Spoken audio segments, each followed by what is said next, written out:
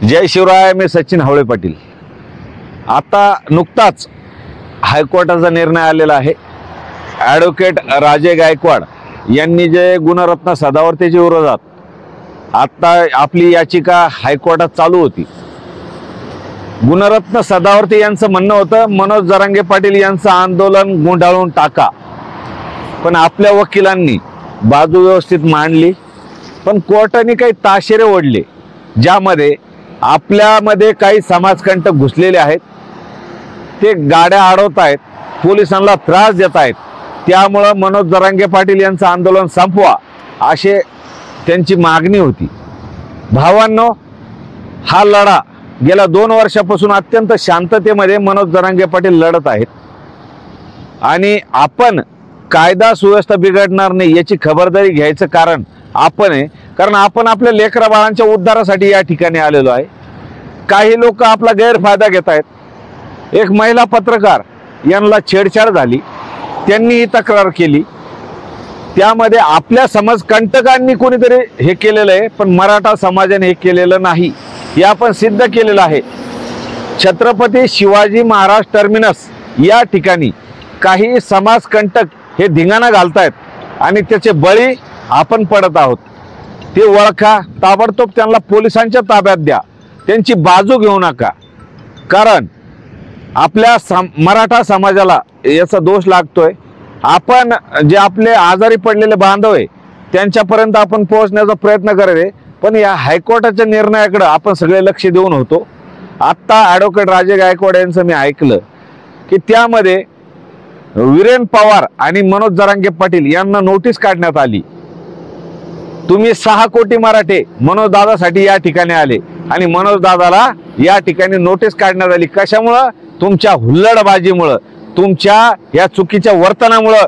भावांनो, आपल्या 2 वर्षापासूनची तपश्चर्या, 2 वर्षापासून नाही, गेल्या 43 वर्षापासून आपल्या समाजाची तपश्चर्या आहे आणि तुमच्या एका छोट्या चुकीमुळं हा समाज आपला कटघऱ्यामध्ये काय या गुणरत्न सदावर्ते सारखा एक वकील येऊन आपल्या विरोधात बाजू मांडतोय। आपले वकील झोपले का? आपले वकील जागीचे, पण आपल्या वकिलांनाही सांगणे, भावांनो, जातीसाठी सगळ्यांनी एक व्हा। ॲडव्होकेट राजे गायकवाड यांचं मी स्टेटमेंट ऐकलं, त्यांनी सांगितलं, त्यांनी कोर्टाला पटवून दिलं, ते आमचे लोक नाहीत, ज्यांनी हुल्लडबाजी केली ते आमचे लोक नाही। भावांनो, आपण मुंबईला आयुष्य आराम करायला आलेलो नाही, आपण आपल्या लेकरा बाळांच्या उद्धारासाठी आलेलो आहे। आपला आंदोलन गुंडाळण्याचा हा डाव आहे। विखे पाटील यांचं स्टेटमेंट मी बघितलं, त्यांनी सांगितलं की हे मराठा समाज अत्यंत शांततेने मुंबईमध्ये आलेले आहेत आणि त्यांच्याकडून हे कृत्य झालेलं नाही। मी विखे पाटील यांचंही अभिनंदन करतो। विखे पाटील यांनी जाणीवपूर्वक सांगितलं मराठा समाजाकडून हो झालेलं नाही, पण हे समाजकंटकाकडून झालेलं असेल। भावांनो, आपला लढा हा मराठा आरक्षणासाठी आहे, कुठल्या जातीच्या, पक्षाच्या आणि नेत्याच्या विरोधात नाही। भावांनो, हे लक्षात घ्यायचंय। आपल्याला परवानगी ही 5000 लोकांची मिळालेली आहे आणि तुम्ही बघा, मी गेल्या 3 दिवसापासून मी आझाद मैदानला फिरकत नाही का, तर आपल्याला 5000 लोकांची परवानगी मिळालेली आहे। पण महाराष्ट्राच्या कानाकोपऱ्यातून जेवढे आपले समाज बांधव येत आहे त्यांना वाटतं आपल्याला मनोज जरांगे पाटील यांना भेटलं पाहिजे। अरे भावांनो, मनोज जरांगे पाटील आपल्यातलेच आहे, कंटिन्यू आपल्यामध्ये आहे। तुम्ही मुंबईला आझाद मैदानला आल्यावर त्यांना भेटण्याचा आग्रह का करता? आपल्याला माननीय उच्च न्यायालयाने 5000 लोकांची परवानगी दिलेली आहे। या गुणरत्न सदावर्ते सारख्या माणसांना तुम्ही बोलण्यासाठी तोंड सुख देता। 5000 लोकांच्या वरती तर गर्दी करायचं कारण नाही।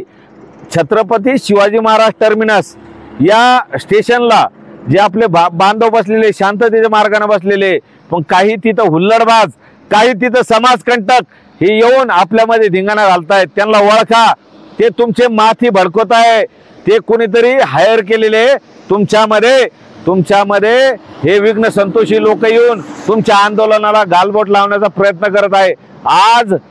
आज गुणरत्न सदावर्ते यांनी तीच बाजू मांडली की हे लोक या ठिकाणी हुल्लडबाजी करतायत। भावांनो, जिथं तुमच्या गाड्या आहे, तुम्हाला जिथं ठरवून दिलेलं आहे त्या ठिकाणी गाड्या लावा आणि मेट्रोने असो, रेल्वेने असो, तुम्ही आझाद मैदानला पोहोचा। आझाद मैदानला येऊ नका, पण ज्या ठिकाणी तुम्हाला शक्य आहे, तुम्ही गणपती पाहायला आलेले, तुम्ही इंडिया गेट पाहायला आलेले, तुम्ही ताज हॉटेल बघण्यासाठी आलेले, तुम्ही आझाद मैदानला येण्याचा हट्ट करू नका.